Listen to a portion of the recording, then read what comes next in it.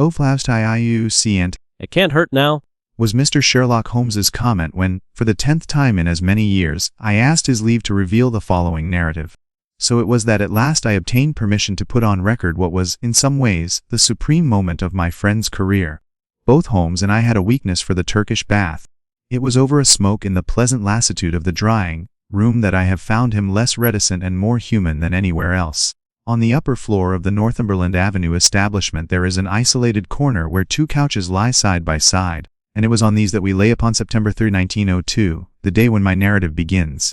I had asked him whether anything was stirring, and for answer he had shot his long, thin, nervous arm out of the sheets which enveloped him, and had drawn an envelope from the inside pocket of the coat which hung beside him. It may be some fussy, self-important fool, it may be a matter of life or death, said he as he handed me the note. I know no more than this message tells me. It was from the Carlton Club and dated the evening before. This is what I read. Sir James Damry presents his compliments to Mr. Sherlock Holmes and will call upon him at 4:30 tomorrow. Sir James begs to say that the matter upon which he desires to consult Mr. Holmes is very delicate and also very important.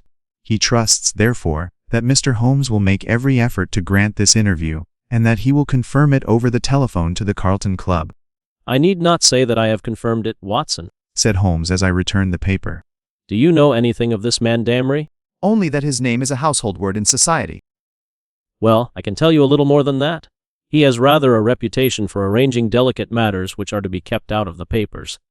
You may remember his negotiations with Sir George Lewis over the Hammerford will case. He is a man of the world with a natural turn for diplomacy. I am bound, therefore, to hope that it is not a false scent and that he has some real need for our assistance.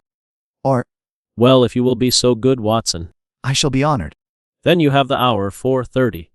Until then we can put the matter out of our heads. I was living in my own rooms in Queen Anne Street at the time, but I was round at Baker Street before the time named. Sharp to the half-hour, Colonel Sir James Damry was announced. It is hardly necessary to describe him, for many will remember that large, bluff, honest personality, that broad, clean-shaven face, above all that pleasant, mellow voice. Frankness shone from his grey Irish eyes, and good humor played round his mobile, smiling lips. His lucent top hat, his dark frock coat, indeed every detail, from the pearl pin in the black satin cravat to the lavender spats over the varnished shoes, spoke of the meticulous care in dress for which he was famous. The big masterful aristocrat dominated the little room. Of course I was prepared to find Dr. Watson, he remarked with a courteous bow. His collaboration may be very necessary, for we are dealing on this occasion, Mr. Holmes, with a man to whom violence is familiar and who will, literally, stick at nothing. I should say that there is no more dangerous man in Europe. I have had several opponents to whom that flattering term has been applied, said Holmes with a smile. Don't you smoke? Then you will excuse me if I light my pipe? If your man is more dangerous than the late Professor Moriarty, or than the living Colonel Sebastian Moran, then he is indeed worth meeting. May I ask his name? Have you ever heard of Baron Gruner? You mean the Austrian murderer? Colonel Damry threw up his kid-gloved hands with a laugh. There is no getting past you, Mr. Holmes. Wonderful, so you have already sized him up as a murderer? It is my business to follow the details of continental crime. Who could possibly have read what happened at Prague and have any doubts as to the man's guilt? It was a purely technical legal point and the suspicious death of a witness that saved him. I am as sure that he killed his wife when the so-called accident happened in the Splougen Pass as if I had seen him do it. I knew, also, that he had come to England and had a presentiment that sooner or later he would find me some work to do. Well, what has Baron Gruner been up to? I presume it is not this old tragedy which has come up again? No, it is more serious than that. To revenge crime is important, but to prevent it is more so. It is a terrible thing, Mr. Holmes, to see a dreadful event, an atrocious situation, preparing itself before your eyes, to clearly understand whither it will lead and yet to be utterly unable to avert it. Can a human being be placed in a more trying position? Perhaps not. Then you will sympathize with the client in whose interests I am acting. I did not understand that you were merely an intermediary. Who is the principal? Mr. Holmes, I must beg you not to press that question. It is important that I should be able to assure him that his honored name has been in no way dragged into the matter. His motives are, to the last degree, honorable and chivalrous, but he prefers to remain unknown. I need not say that your fees will be assured and that you will be given a perfectly free hand. Surely the actual name of your client is immaterial. Said Holmes. I am accustomed to have mystery at one end of my cases, but to have it at both ends is too confusing. I fear, Sir James, that I must decline to act. Our visitor was greatly disturbed. His large, sensitive face was darkened with emotion and disappointment. "You hardly realize the effect of your own action, Mr. Holmes," said he. "You place me in a most serious dilemma, for I am perfectly certain that you would be proud to take over the case if I could give you the facts, and yet a promise forbids me from revealing them all. May I, at least, lay all that I can before you?" By all means, so long as it is understood that I commit myself to nothing. "That is understood. In the first place, you have no doubt heard of General de Merville." De Merville of Khyber fame. Yes, I have heard of him. "He has a daughter, Violet de Merville, young, rich, beautiful, accomplished, a wonder woman in every way. It is this daughter, this lovely, innocent girl, whom we are endeavoring to save from the clutches of a fiend." Baron Gruner has some hold over her then. "The strongest of all holds where a woman is concerned, the hold of love. The fellow is, as you may have heard, extraordinarily handsome, with a most fascinating manner, a gentle voice, and that air of romance and mystery which means so much to a woman. He is said to have the whole sex at his mercy and to have made ample use of the fact." But how came such a man to meet a lady of the standing of Miss Violet de Merville? "It was on a Mediterranean yachting voyage. The company, though select, paid their own passages. No doubt the promoters hardly realized the Baron's true character until it was too late. The villain attached himself to the lady, and with such effect that he has completely and absolutely won her heart. To say that she loves him hardly expresses it. She dotes upon him, she is obsessed by him. Outside of him there is nothing on earth. She will not hear one word against him. Everything has been done to cure her of her madness, but in vain. To sum up, she proposes to marry him next month. As she is of age and has a will of iron, it is hard to know how to prevent her. Does she know about the Austrian episode? The cunning devil has told her every unsavory public scandal of his past life, but always in such a way as to make himself out to be an innocent martyr. She absolutely accepts his version and will listen to no other." Dear me, but surely you have inadvertently let out the name of your client? It is no doubt General de Merville? Our visitor fidgeted in his chair. "I could deceive you by saying so, Mr. Holmes, but it would not be true. De Merville is a broken man. The strong soldier has been utterly demoralized by this incident. He has lost the nerve which never failed him on the battlefield, and has become a weak, doddering old man, utterly incapable of contending with a brilliant, forceful rascal like this Austrian. My client, however, is an old friend, one who has known the general intimately for many years and taken a paternal interest in this young girl since she wore short frocks. He cannot see this tragedy consummated without some attempt to stop it. There is nothing in which Scotland Yard can act. It was his own suggestion that you should be called in, but it was, as I have said, on the express stipulation that he should not be personally involved in the matter. I have no doubt, Mr. Holmes, with your great powers you could easily trace my client back through me, but I must ask you, as a point of honor, to refrain from doing so, and not to break in upon his incognito." Holmes gave a whimsical smile. I think I may safely promise that. Said he. I may add that your problem interests me, and that I shall be prepared to look into it. How shall I keep in touch with you? "The Carlton Club will find me, but in case of emergency there is a private telephone call X31. Holmes noted it down and sat still smiling with the open memorandum book upon his knee. The Baron's present address, please. Vernon Lodge, near Kingston. It is a large house. He has been fortunate in some rather shady speculations and is a rich man, which naturally makes him a more dangerous antagonist." Is he at home at present? "Wes, Apart from what you have told me, can you give me any further information about the man? he has expensive tastes. He is a horse fancier. For a short time he played polo at Hurlingham, but then this Prague affair got noised about and he had to leave. He collects books and pictures. He is a man with a considerable artistic side to his nature. He is, I believe, a recognized authority upon Chinese pottery and has written a book upon the subject." Eh? Said Holmes. All great criminals have that? My old friend Charlie Peace was a violin virtuoso. Wainwright was no mean artist. I could quote many more. Well, Sir James, you will inform your client that I am turning my mind upon Baron Gruner. I can say no more. I have some sources of information of my own, and dare say we may find some means of opening matter up. When our visitor had left us, Holmes sat so long in deep thought that it seemed to me that he had forgotten my presence. At last, however, he came briskly back to earth. Well, Watson, any views? He asked. "I should think you had better see the young lady herself." My dear Watson, if her poor old broken father cannot move her, how shall I, a stranger, prevail?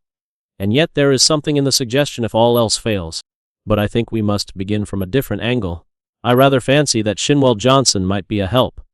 I have not had occasion to mention Shinwell Johnson in these memoirs, because I have seldom drawn my cases from the latter phases of my friend's career. During the first years of the century he became a valuable assistant. Johnson, I grieve to say, made his name first as a very dangerous villain and served 2 terms at Parkhurst. Finally, he repented and allied himself to Holmes, acting as his agent in the huge criminal underworld of London, and obtaining information which often proved to be of vital importance. Had Johnson been a narc of the police, he would soon have been exposed, but as he dealt with cases which never came directly into the courts, his activities were never realized by his companions. With the glamour of his two convictions upon him, he had the entree of every nightclub, doss house and gambling den in the town, and his quick observation and active brain made him an ideal agent for gaining information. It was to him that Sherlock Holmes now proposed to turn. It was not possible for me to follow the immediate steps taken by my friend, for I had some pressing professional business of my own. But I met him by appointment that evening at Simpson's, where, sitting at a small table in the front window, and looking down at the rushing stream of life in the Strand, he told me something of what had passed. "Johnson is on the prowl," said he. "He may pick up some garbage in the darker recesses of the underworld, for it is down there, amid the black roots of crime, that we must hunt for this man's secrets." If the lady will not accept what is already known, why should any fresh discovery of yours turn her from her purpose? "Who knows, Watson? Woman's heart and mind are insoluble puzzles to the male. Murder might be condoned or explained, and yet some smaller offense might rankle. Baron Gruner remarked to me—" He remarked to you. "Oh, to be sure, I had not told you of my plans. Well, Watson, I love to come to close grips with my man. I like to meet him eye to eye and read for myself the stuff that he is made of. When I had given Johnson his instructions, I took a cab out to Kingston, and found the Baron in a most affable mood." Did he recognize you? "There was no difficulty about that, for I simply sent in my card. He is an excellent antagonist, cool as ice, silky-voiced, and soothing as one of your fashionable consultants. And poisonous as a cobra. He has breed in him, a real aristocrat of crime, with a superficial suggestion of afternoon tea, and all the cruelty of the grave behind it. Yes, I am glad to have had my attention called to Baron Adalbert Gruner. You say he was affable? A purring cat who thinks he sees prospective mice. Some people's affability is more deadly than the violence of coarser souls. His greeting was characteristic. "I rather thought I should see you sooner or later, Mr. Holmes," said he.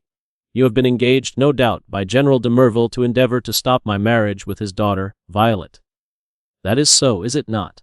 I acquiesced. "My dear man," said he, "you will only ruin your own well-deserved reputation. It is not a case in which you can possibly succeed. You will have barren work, to say nothing of incurring some danger. Let me very strongly advise you to draw off at once." "It is curious," I answered, "but that was the very advice which I had intended to give you. I have a respect for your brains, Baron, and the little which I have seen of your personality has not lessened it. Let me put it to you as man to man. No one wants to rake up your past and make you unduly uncomfortable. It is over, and you are now in smooth waters. But, if you persist in this marriage, you will raise up a swarm of powerful enemies who will never leave you alone until they have made England too hot to hold you. Is the game worth it? Surely you would be wiser if you left the lady alone. It would not be pleasant for you if these facts of your past were brought to her notice. The Baron has little waxed tips of hair under his nose, like the short antennae of an insect." These quivered with amusement as he listened, and he finally broke into a gentle chuckle. "Excuse my amusement, Mr. Holmes," said he, "but it is really funny to see you trying to play a hand with no cards in it. I don't think anyone could do it better, but it is rather pathetic all the same. Not a color card there, Mr. Holmes, nothing but the smallest of the small. So you think. So I know. Let me make the thing clear to you, for my own hand is so strong that I can afford to show it. I have been fortunate enough to win the entire affection of this lady. This was given to me in spite of the fact that I told her very clearly of all the unhappy incidents in my past life. I also told her that certain wicked and designing persons, I hope you recognize yourself, would come to her and tell her these things, and I warned her how to treat them. You have heard of post-hypnotic suggestion, Mr. Holmes. Well, you will see how it works, for a man of personality can use hypnotism without any vulgar passes or tomfoolery. So she is ready for you, and, I have no doubt, would give you an appointment, for she is quite amenable to her father's will, save only in the one little matter."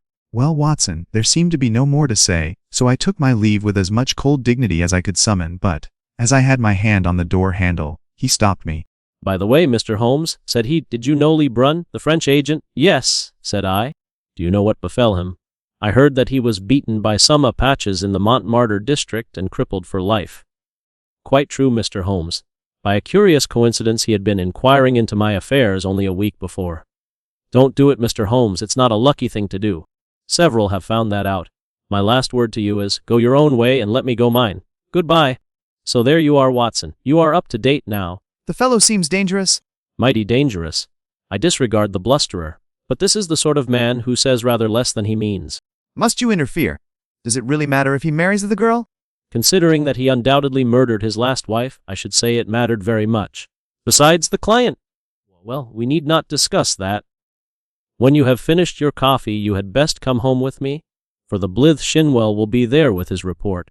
We found him sure enough a huge coarse red-faced, scorbutic man, with a pair of vivid black eyes which were the only external sign of the very cunning mind within.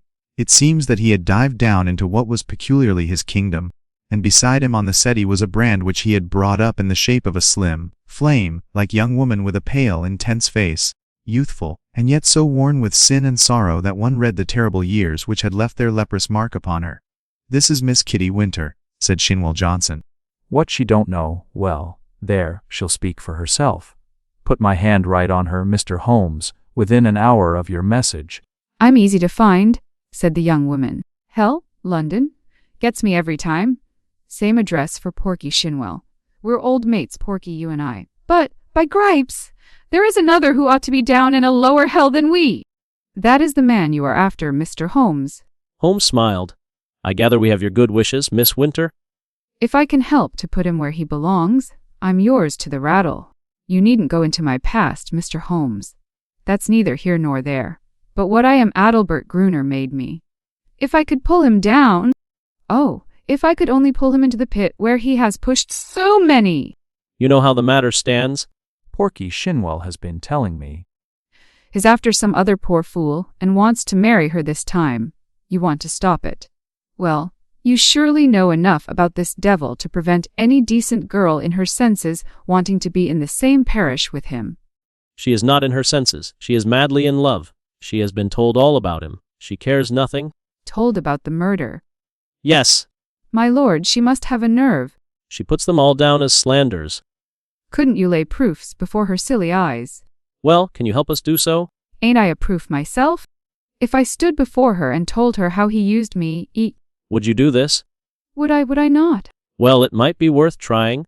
But he has told her most of his sins and had pardon from her, and I understand she will not reopen the question. I'll lay he didn't tell her all, said Miss Winter. I caught a glimpse of 1 or 2 murders besides the one that made such a fuss. He would speak of someone in his velvet way, and then look at me with a steady eye and say, he died within a month.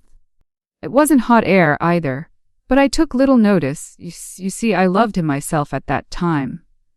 Whatever he did went with me, same as with this poor fool. There was just one thing that shook me. Yes, by gripes.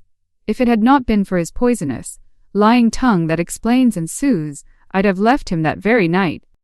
It's a book. He has a brown leather book with a lock, and his arms in gold on the outside. I think he was a bit drunk that night, or he would not have shown it to me. What was it then? I tell you, Mr. Holmes, this man collects women and takes a pride in his collection, as some men collect moths or butterflies. He had it all in that book. Snapshot photographs, names, details, everything about them. It was a beastly book, a book no man, even if he had come from the gutter, could have put together. But it was Adalbert Gruner's book all the same. Souls I have ruined. He could have put that on the outside if he had been so minded. However, that's neither here nor there, for the book would not serve you. And, if it would, you can't get it. Where is it? How can I tell you where it is now? It's more than a year since I left him. I know where he kept it then. He's a precise, tidy cat of a man in many of his ways. So maybe it is still in the pigeon-hole of the old bureau in the inner study. Do you know his house? I've been in the study. Have you, though? You haven't been slow on the job if you only started this morning. Maybe dear Adalbert has met his match this time. The outer study is the one with the Chinese crockery in it. Big glass cupboard between the windows. Then behind his desk is the door that leads to the inner study. It's a small room where he keeps papers and things. Is he not afraid of burglars? Adalbert is no coward. He can look after himself. There's a burglar alarm at night. Besides, what is there for a burglar unless they got away with all this fancy crockery? No good, said Shinwell Johnson. No fence wants stuff of that sort that you can neither melt nor sell. Quite. S. Well, now, Miss Winter, if you would call here tomorrow evening at 5, I would consider in the meanwhile whether your suggestion of seeing this lady personally may not be arranged. I am exceedingly obliged to you for your co-operation. I need not say that my clients will consider liberally Q. None of that, Mr. Holmes, cried the young woman. I am not out for money. Let me see this man in the mud, and I've got all I worked for in the mud with my foot on his cursed face. That's my price. I'm with you tomorrow, or any other day so long as you are on his track. Porky here can tell you always where to find me. I did not see Holmes again until the following evening. When we dined once more at our Strand restaurant, he shrugged his shoulders when I asked him what luck he had had in his interview. Then he told the story, which I would repeat in this way. His hard, dry statement needs some little editing to soften it into the terms of real life. There was no difficulty at all about the appointment, Said, for the girl glories in showing abject filial obedience in all secondary things, in an attempt to atone for her flagrant breach of it in her engagement. The general phoned that all was ready, and the fiery Miss W turned up according to schedule, so that at 5:30 a cab deposited us outside 104 Berkeley Square, where the old soldier resides, one of those awful grey London castles which would make a church seem frivolous. A footman showed us into a great yellow, curtained drawing-room, and there was the lady awaiting us, demure, pale, self-contained, as inflexible and remote as a snow image on a mountain. I don't quite know how to make her clear to you, Watson. She is beautiful, but with the ethereal other-world beauty of some fanatic whose thoughts are set on high. I have seen such faces in the pictures of the old masters of the Middle Ages. How a beast man could have laid his vile paws upon such a being I cannot imagine. She knew what we had come for. Of course that villain had lost no time in poisoning her mind against us. Miss Winter's advent rather amazed her, I think, but she waved us into our respective chairs like a reverend abbess receiving two rather leprous mendicants. Well, said she in a voice like the wind from an iceberg. Your name is familiar to me. You have called to malign my fiancé, Baron Gruner. It is only by my father's request that I see you at all, and I warn you in advance that anything you can say could not possibly have the slightest effect upon my mind. I was sorry for her, Watson. I thought of her for the moment as I would have thought of a daughter of my own. I am not often eloquent. I use my head, not my heart, but I really did plead with her with all the warmth of words that I could find in my nature. I pictured to her the awful position of the woman who only wakes to a man's character after she is his wife, a woman who has to submit to be caressed by bloody hands and lecherous lips. I spared her nothing, the shame, the fear, the agony, the hopelessness of it all. All my hot words could not bring one tinge of color to those ivory cheeks or one gleam of emotion to those abstracted eyes. I thought of what the rascal had said about a post-hypnotic influence. One could really believe that she was living above the earth in some ecstatic dream. I have listened to you with patience, Mr. Holmes. The effect upon my mind is exactly as predicted. I am aware that Adalbert has had a stormy life, in which he has incurred bitter hatreds and most unjust aspersions. You are only the last of a series who have brought their slanders before me. Possibly you mean well, though I learn that you are a paid agent who would have been equally willing to act for the Baron as against him. But in any case, I wish you to understand once for all that I love him and that he loves me, and that the opinion of all the world is no more to me than the twitter of those birds outside the window. If his noble nature has ever for an instant fallen, it may be that I have been specially sent to raise it to its true and lofty level. I am. Here she turned her eyes upon my companion. Who this young lady may be. I was about to answer when the girl broke in like a whirlwind. If ever you saw flame and ice face to face, it was those two women. I'll tell you who I am, she cried, springing out of her chair, her mouth all twisted with passion. I am his last mistress. I am one of 100 that he has tempted and used and ruined and thrown into the refuse heap, as he will you also. Your refuse heap is more likely to be a grave, and maybe that's the best. I tell you, you foolish woman, if you marry this man, he'll be the death of you. It may be a broken heart, or it may be a broken neck, but he'll have you one way or the other. It's not out of love for you I'm speaking. I don't care a tinker's curse whether you live or die. It's out of hate for him and to spite him and to get back on him for what he did to me. But it's all the same, and you needn't look at me like that, my fine lady, for you may be lower than I am before you are through with it. I should prefer not to discuss such matters, said Miss de Merville coldly. Let me say once for all that I am aware of 3 passages in my fiancé's life in which he became entangled with designing women, and that I am assured of his hearty repentance for any evil that he may have done. 3 passages. Screamed my companion. You fool, you unutterable fool! Mr. Holmes, I beg that you will bring this interview to an end. Said the icy voice. I have obeyed my father's wish in seeing you, but I am not compelled to listen to the ravings of this person. With an oath Miss Winter darted forward, and if I had not caught her wrist she would have clutched this maddening woman by the hair. I dragged her towards the door, and was lucky to get her back into the cab without a public scene, for she was beside herself with rage. In a cold way I felt pretty furious myself, Watson, for there was something indescribably annoying in the calm aloofness and supreme self-complacence of the woman whom we were trying to save. So now once again you know exactly how we stand, and it is clear that I must plan some fresh opening move, for this gambit won't work. I'll keep in touch with you, Watson. For it is more than likely that you will have your part to play, though it is just possible that the next move may lie with them, rather than with us. And it did. Their blow fell, or his blow rather, for never could I believe that the lady was privy to it. I think I could show you the very paving stone upon which I stood when my eyes fell upon the placard, and a pang of horror passed through my very soul. It was between the Grand Hotel and Charing Cross Station, where a one-legged news vendor displayed his evening papers.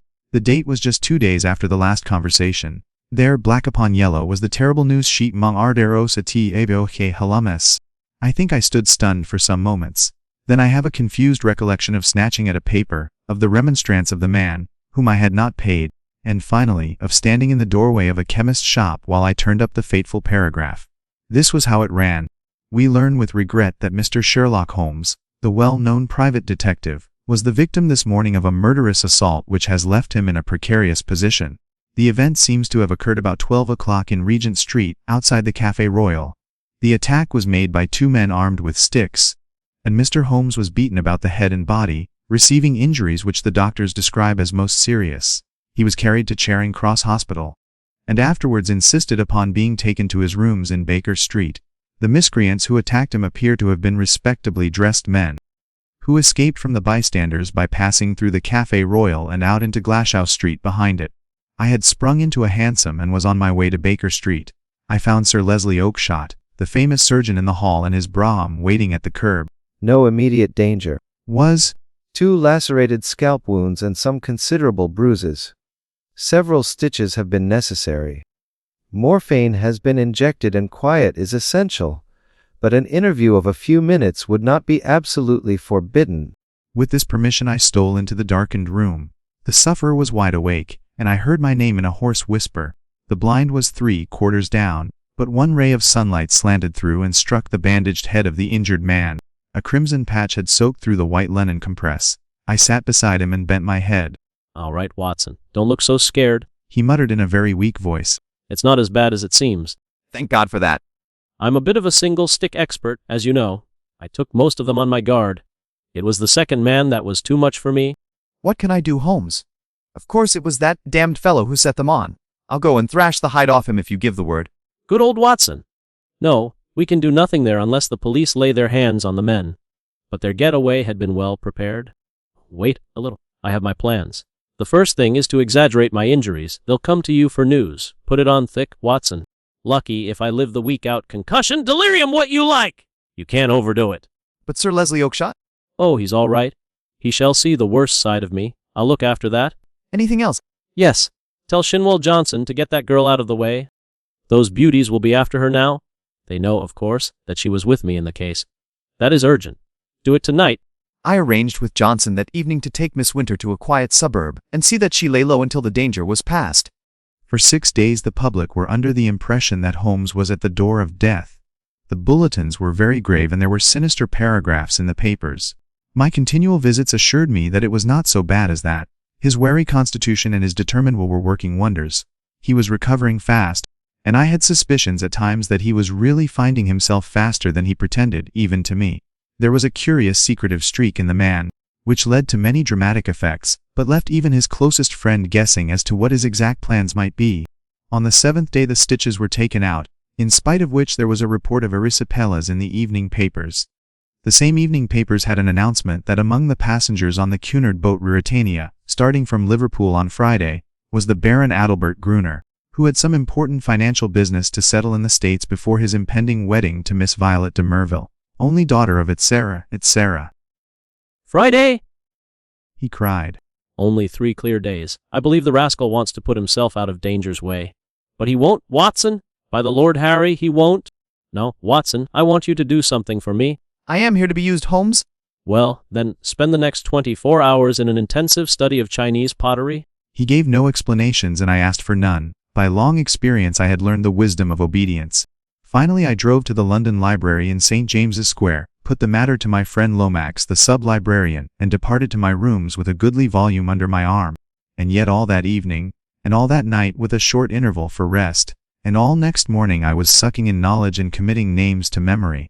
There I learned of the hall, marks of the great artist decorators, of the marks of the Hung, Wu, and the beauties of the Yung Lo, the writings of Tang Ying, and the glories of the primitive period of the Sung and the Yuan.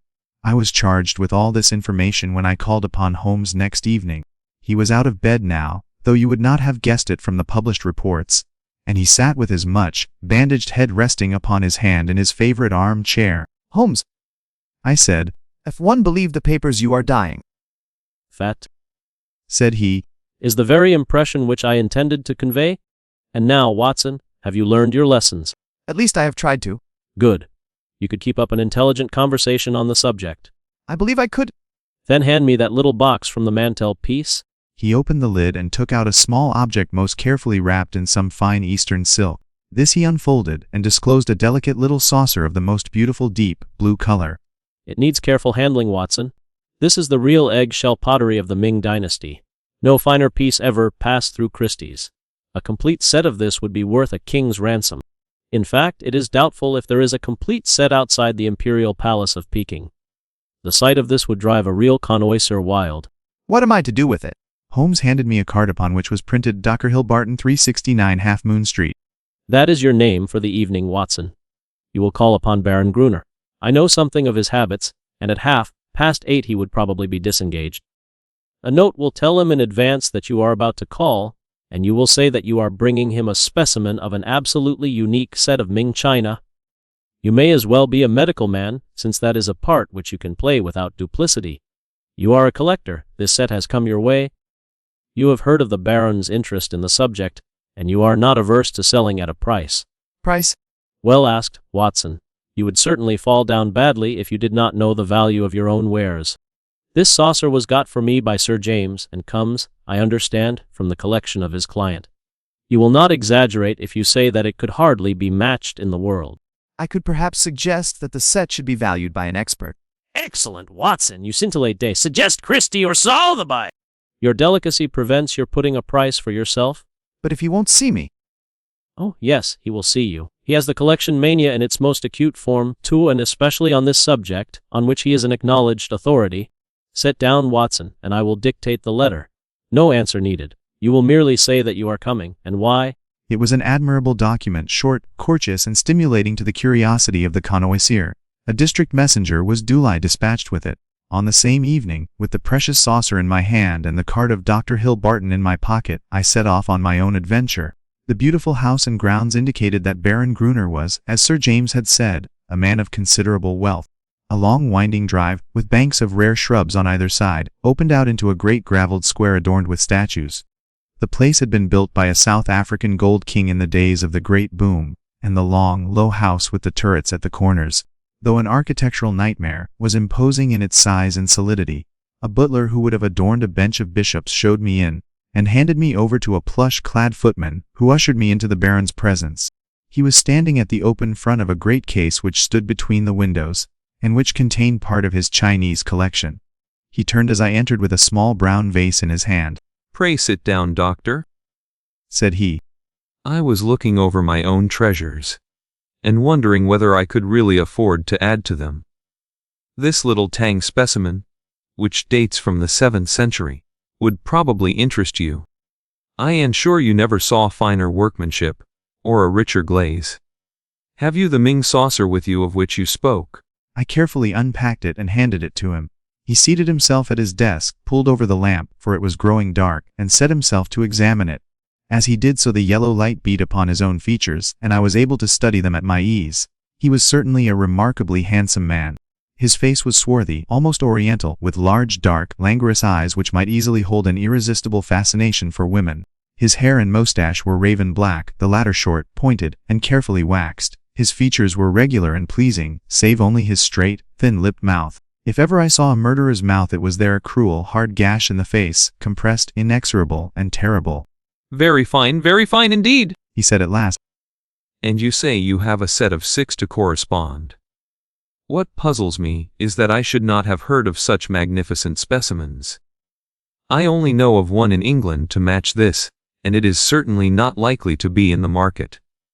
Would it be indiscreet if I were to ask you, Dr. Hilbarton, how you obtained this? Does it really matter? I asked.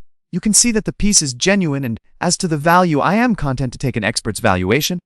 Very mysterious. In dealing with objects of such value, one naturally wishes to know all about the transaction.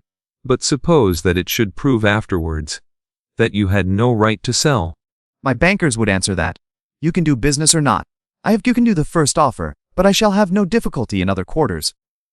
Who told you I was a connoisseur? You said in your note that you were a connoisseur. Might I ask you a few questions to test you? Tell me a little about the Northern Wei dynasty and its place in the history of ceramics. I sprang from my chair in simulated anger. This is intolerable, sir. I came here to do you a favor and not to be examined as if I were a schoolboy. What is the game? You are here as a spy. You are an emissary of Holmes. This is a trick that you are playing upon me. The fellow is dying, I hear, so he sends his tools to keep watch upon me. You've made your way in here without leave, and you may find it harder to get out. He dived his hand into a side drawer. Then something struck upon his ear, for he stood listening. He cried and dashed into the room behind him. 2 steps took me to the open door. Beside it, his head girt with bloody bandages, his face drawn in white, stood Sherlock Holmes. The next instant he was through the gap, and I heard the crash of his body among the bushes. With a howl of rage, the master of the house rushed after him. And then, a woman's arm, shot out from the leaves. The Baron uttered a horrible yell which will always ring in my memory. He clapped his 2 hands to his face and rushed round the room, beating his head against the walls. Then he fell upon the carpet, rolling and writhing. For God's sake, water! As his cry, I seized a carafe and rushed to his aid. One eye was already white and glazed, the other was red and inflamed. It was that hell cat Kitty Winter! Oh, the she-devil! She shall pay for it. I bathed his face in oil and administered a hypodermic of morphia. Within an hour I was at Baker Street. Holmes was seated in his chair. The wages of sin? Watson, the wages of sin! God knows, there was sin enough. Here is the book the woman talked of. If this will not break off the marriage, nothing ever could. It is in his own writing. She cannot get past it. Sir James carried away the book. 3 days later appeared a paragraph to say that the marriage between Baron Gruner and Miss de Merville would not take place. I have found out who our client is. I cried. It is a loyal friend and a chivalrous gentleman, said Holmes. Let that be enough for us. Sir James carried away both it and the precious saucer. As I was myself overdue, I went down with him into the street. A brougham was waiting for him. He sprang in, gave a hurried order to the cockaded coachman, and drove swiftly away. He flung his overcoat half out of the window to cover the armorial bearings upon the panel, but I had seen them in the glare of our fanlight none the less. I gasped with surprise. Then I turned back and ascended the stair to Holmes's room. I have found out who our client is, I cried, bursting with my great news. Why, Holmes! It is a loyal friend and a chivalrous gentleman, said Holmes, holding up a restraining hand. Let that now and forever be enough for us. I do not know how the incriminating book was used. Sir James may have managed it. Or it is more probable that so delicate a task was entrusted to the young lady's father. The effect, at any rate, was all that could be desired. 3 days later appeared a paragraph in the Morning Post to say that the marriage would not take place. The same paper had the first police court hearing of the proceedings against Miss Kitty Winter on the grave charge of vitriol throwing. Such extenuating circumstances came out in the trial that the sentence, as will be remembered, was the lowest that was possible for such an offense. Sherlock Holmes was threatened with a prosecution for burglary, but when an object is good and a client is sufficiently illustrious, even the rigid British law becomes human and elastic. My friend has not yet stood in the dock.